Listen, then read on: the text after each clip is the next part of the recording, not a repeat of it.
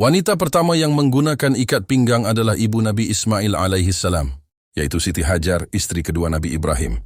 Dia menggunakan ikat pinggang untuk menghilangkan jejak dari Sarah, istri pertama Nabi Ibrahim. Ini disebabkan karena Sarah menghadiahkan Hajar kepada Ibrahim untuk dinikahi. Kemudian Hajar hamil dan melahirkan Ismail. Setelah Hajar melahirkan, Sarah menjadi cemburu dan bersumpah akan memotong 3 bagian tubuh Hajar. Lalu Hajar memakai ikat pinggang dan dia lari. Hajar membiarkan ujung ikat pinggang terjuntai ke tanah agar bisa menghilangkan jejak kakinya. Kemudian Nabi Ibrahim menengahi keduanya dan memberikan alternatif kepada Sarah untuk menepati sumpahnya dengan cara melubangi daun telinga Hajar. Itu adalah orang yang melubangi daun telinga pertama kalinya. Sarah sangat cemburu kepada Hajar. Oleh karena itu, kemudian Ibrahim alaihissalam membawa Siti Hajar beserta anaknya, Ismail, yang saat itu ibunya masih menyusuinya. Nabi Ibrahim membawanya hingga menempatkan keduanya dekat Baitullah, Ka'bah, di bawah pohon besar. Di tempat itu nantinya akan menjadi sumur Zam-Zam dan Masjidil Haram. Waktu itu di Makkah tidak ada seorang pun yang tinggal di sana dan tidak ada pula air. Ibrahim menempatkan keduanya di sana dan meninggalkan perbekalan berupa kantong berisi kurma dan kantung geriba berisi air. Kemudian Ibrahim pergi untuk meninggalkan keduanya. Maka ibu Ismail mengikutinya seraya berkata, "Wahai Ibrahim, kamu mau pergi kemana? Apakah kamu tega meninggalkan kami di lembah yang tidak ada seorang manusia dan tidak ada sesuatu apapun ini?" Ibu Ismail terus saja mengulang-ulang pertanyaannya berkali-kali hingga akhirnya Ibrahim tidak menoleh lagi kepadanya. Akhirnya ibu Ismail bertanya, "Apakah Allah yang memerintahkan kamu atas semuanya ini?" Ibrahim menjawab, "Ya, Allah telah memerintahku." Ibu Ismail berkata, "Kalau begitu Allah tidak akan menelantarkan kami." Kemudian ibu Ismail kembali dan Ibrahim melanjutkan perjalanannya, hingga ketika sampai pada sebuah bukit dan orang-orang tidak melihatnya lagi. Ibrahim menghadap ke arah Ka'bah lalu berdoa untuk mereka dengan mengangkat kedua belah tangannya. Rabbana inni askantu min dhurriyyati biwadin ghairi dhi zar'in 'inda baitikal muharram. Rabbana liyuqimu as-salata faj'al af'idatan minan nas tahwi ilaihim, warzuqhum minath thamarati la'allahum yashkurun. Artinya, wahai Tuhan kami, sesungguhnya aku telah menempatkan sebagian keturunanku di lembah yang tidak ada tanamannya dan berada di sisi rumahmu, Baitullah, yang dihormati. Ya Tuhan kami, demikian itu kami lakukan, agar mereka melaksanakan salat. Maka jadikanlah hati sebagian manusia cenderung kepada mereka, dan anugerahilah mereka rezeki dari buah-buahan. Mudah-mudahan mereka bersyukur. Al-Quran Surat Ibrahim ayat 37. Kemudian ibu Ismail mulai menyusui anaknya dan minum dari air persediaan. Hingga ketika air yang ada pada geriba habis, dia menjadi haus, begitu juga anaknya. Lalu dia memandang kepada Ismail sang bayi yang sedang meronta-ronta. Dalam redaksi yang lain disebutkan, berguling-guling di atas tanah. Kemudian Hajar pergi meninggalkan Ismail dan tidak kuat melihat keadaannya. Maka Hajar mendatangi Bukit Syafa'ah, yaitu bukit yang paling dekat keberadaannya dengannya. Hajar berdiri di sana lalu menghadap ke arah lembah dengan harapan dapat melihat orang di sana, namun dia tidak melihat seorang pun.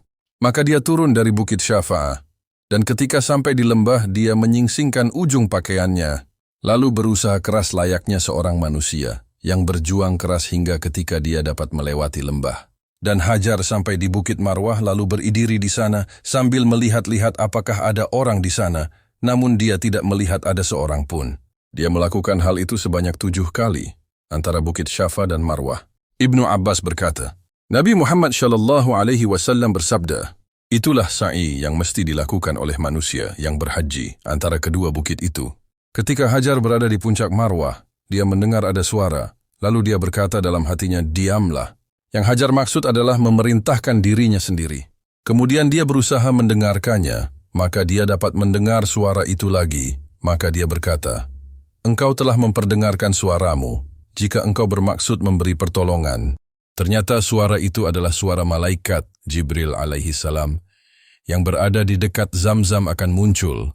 Lantas Jibril menendangkan tumitnya atau dengan sayapnya hingga air Zam-Zam keluar memancar.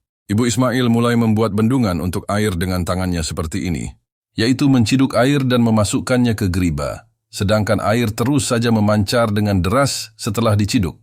Ibnu Abbas berkata, Nabi Muhammad SAW bersabda, semoga Allah merahmati Ummu Ismail, Siti Hajar, karena kalau dia membiarkan Zam-Zam atau kalau dia tidak segera menampung air Zam-Zam, tentulah air Zam-Zam itu akan menjadi air yang mengalir. Akhirnya Hajar dapat minum air dan menyusui anaknya kembali. Kemudian malaikat berkata kepadanya, "Janganlah kalian takut ditelantarkan karena di sini adalah rumah Allah yang akan dibangun oleh anak ini dan ayahnya, dan sesungguhnya Allah tidak akan menyia-nyiakan hambanya." Pada saat itu Baitullah posisinya agak tinggi dari permukaan tanah seperti sebuah bukit kecil yang apabila datang banjir, maka akan terkikis dari samping kanan dan kirinya. Ibu Ismail Hajar terus melewati hidup seperti itu. Hingga kemudian lewat serombongan orang dari suku Jurhum, atau keluarga Jurhum yang datang dari jalur Bukit Kada'a. Lalu singgah di hilir Makkah, kemudian mereka melihat ada seekor burung sedang terbang berputar-putar. Mereka berseru, "Burung ini pasti berputar karena mengelilingi sumber air. Padahal kita mengetahui secara pasti bahwa di lembah ini tidak ada air." Akhirnya mereka mengutus 1 atau 2 orang yang larinya cepat, dan ternyata mereka menemukan ada air. Mereka kembali dan mengabarkan keberadaan air, lalu mereka mendatangi air. Beliau berkata, saat itu Ibu Ismail sedang berada di dekat air Zam-Zam.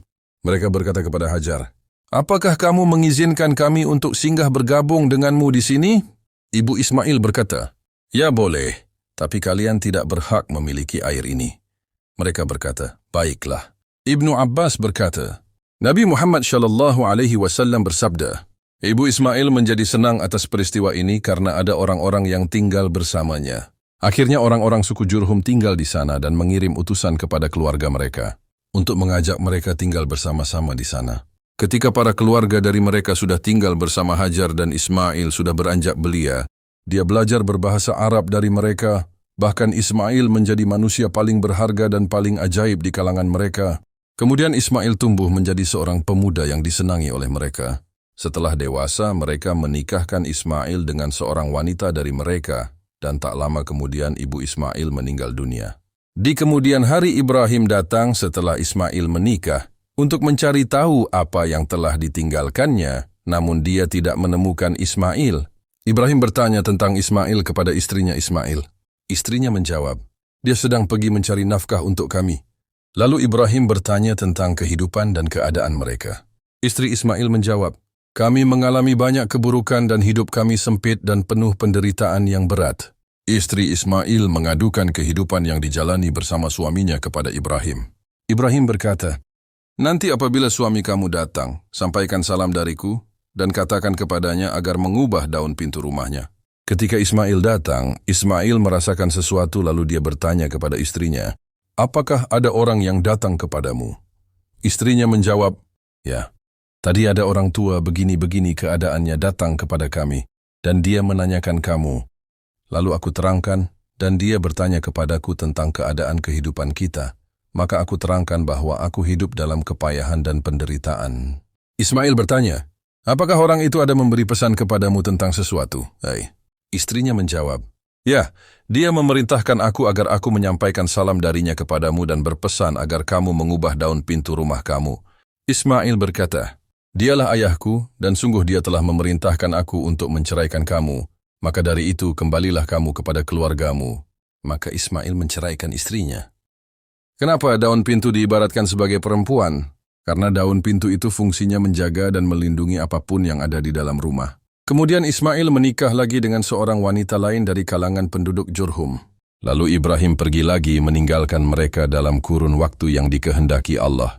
Dan setelah itu Ibrahim datang kembali untuk menemui mereka, namun dia tidak mendapatkan Ismail.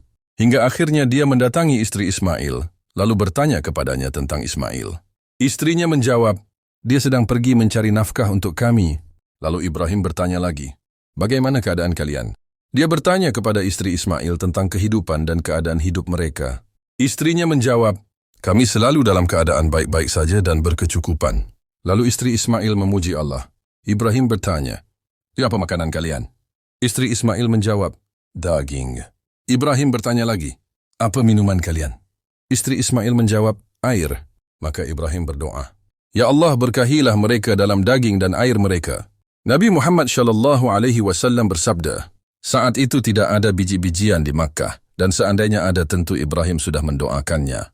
Dia berkata, "Dan dari doa Ibrahim tentang daging dan air itulah, Tidak ada seorang pun penduduk Makkah yang mengeluh bila yang mereka dapati hanya daging dan air. Ibrahim selanjutnya berkata, "Jika nanti suamimu datang, sampaikan salam dariku kepadanya, dan perintahkanlah dia agar memperkokoh daun pintu rumahnya." Ketika Ismail datang, dia bertanya kepada istrinya, "Apakah ada orang yang datang kepadamu?" Istrinya menjawab, "Ya, tadi ada orang tua dengan penampilan sangat baik datang kepada kami." Istrinya mengagumi Ibrahim. "Dia bertanya kepadaku tentang kamu. Maka aku terangkan, lalu dia bertanya kepadaku tentang keadaan hidup kita. Maka aku jawab bahwa aku dalam keadaan baik-baik saja." Ismail bertanya, "Apakah orang itu ada memberi pesan kepadamu tentang sesuatu?" Istrinya menjawab, "Ya, dia memerintahkan aku agar aku menyampaikan salam darinya kepadamu dan berpesan agar kamu mempertahankan daun pintu rumah kamu." Ismail berkata, "Dialah ayahku dan daun pintu yang dimaksud adalah kamu. Dia memerintahkanku untuk mempertahankan kamu." Kemudian Ibrahim meninggalkan mereka lagi untuk waktu tertentu sebagaimana dikehendaki Allah. Lalu Ibrahim datang kembali setelah itu, yaitu pada saat Ismail meletakkan anak panahnya di bawah pohon besar dekat sumur Zam-Zam. Ketika Ibrahim melihat Ismail, dia segera menghampirinya dan berbuat sebagaimana layaknya seorang ayah terhadap anaknya dan seorang anak terhadap ayahnya. Kemudian Ibrahim berkata, "Wahai Ismail, Allah memerintahkanku dengan suatu perintah." Ismail berkata, "Lakukanlah apa yang diperintahkan Rabbmu." Ibrahim berkata lagi, "Ya, apakah kamu akan membantu aku?" "Ya." Ismail berkata, "Ya, aku akan membantumu." Ibrahim berkata, "Allah memerintahkan aku agar membangun rumah di tempat ini." Maksud dari rumah adalah Baitullah. Ibrahim menunjuk ke suatu tempat yang agak tinggi dibanding sekelilingnya. Perawi berkata, dari tempat itulah Ibrahim dan Ismail meninggikan pondasi Baitullah. Ismail bekerja mengangkut batu-batu sedangkan Ibrahim yang menyusunnya, membangunnya.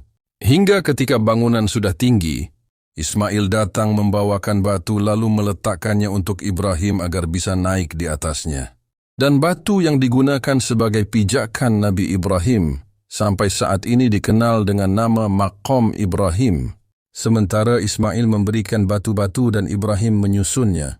Keduanya bekerja sambil mengucapkan kalimat doa, "Rabbana taqabbal minna innaka antas sami'ul alim."